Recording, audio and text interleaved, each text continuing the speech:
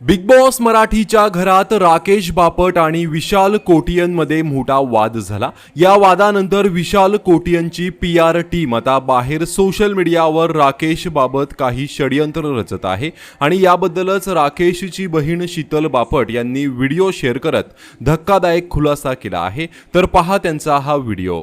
नमस्कार महाराष्ट्र, नमस्कार राकेश बापटचे फॅन्स।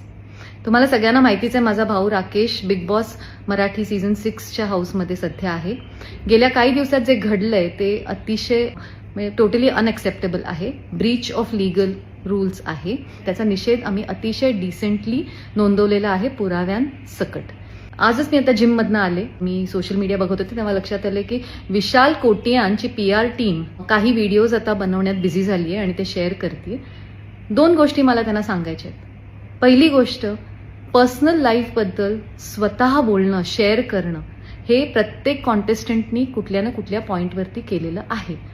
ती गोष्ट रिस्पेक्टफुली स्वतःच्या लाईफबद्दल, लाईफ एक्सपिरियन्सेसबद्दल बोलणं आणि दुसऱ्या कोणाच्या तरी पर्सनल लाईफमधल्या काही इन्सिडेन्सेस वरती डिसरिस्पेक्टफुली बोलणं, ह्या दोन गोष्टींमध्ये ना खूप मोठा फरक आहे।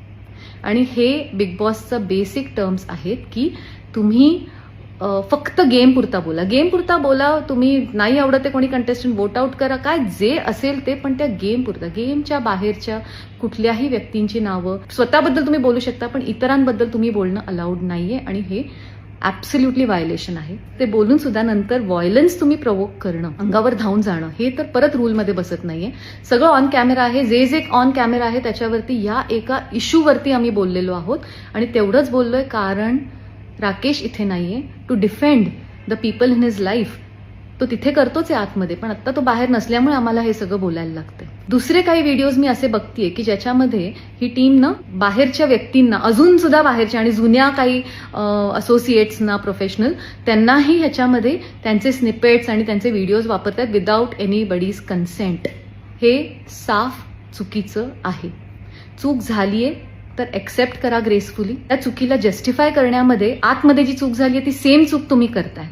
मला एकच सांगायचंय की हाच कंटेंट आम्ही पण बनवू शकतो आणि तो क्लिपिंग्स इतक्या वाईट असू शकतात जे आम्ही पण रिलीज करू शकतो, पण मला नाही वाटत मला ते करायचंय। राकेशला पण ते आवडणार नाही। त्याच्या मागचं कारण आहे की त्याच्यामध्ये इतर स्त्रिया पण इन्व्हॉल्ड आहेत आणि त्यांच्याबरोबरचा कंटेंट त्यांच्या कन्सेंटच्या शिवाय आम्ही शेअर करू शकत नाही। आम्ही आमच्या व्हॅल्यूजमुळे गप्प आहोत आणि आम्ही फक्त आणि फक्त त्या मुद्द्यावर बोलतोय। मला एवढंच सांगणं आहे आणि खूप डिरेक्ट सांगणं आहे, इथून पुढे आम्ही या मुद्द्यावरती बोलणार नाही आहोत। ह्या घाणेरड्या गोष्टी काउंटर करण्यामध्ये इंटरेस्ट नाहीये, जे तिथे घडलंय त्याच्यावरती आम्ही बोललेलो आहोत।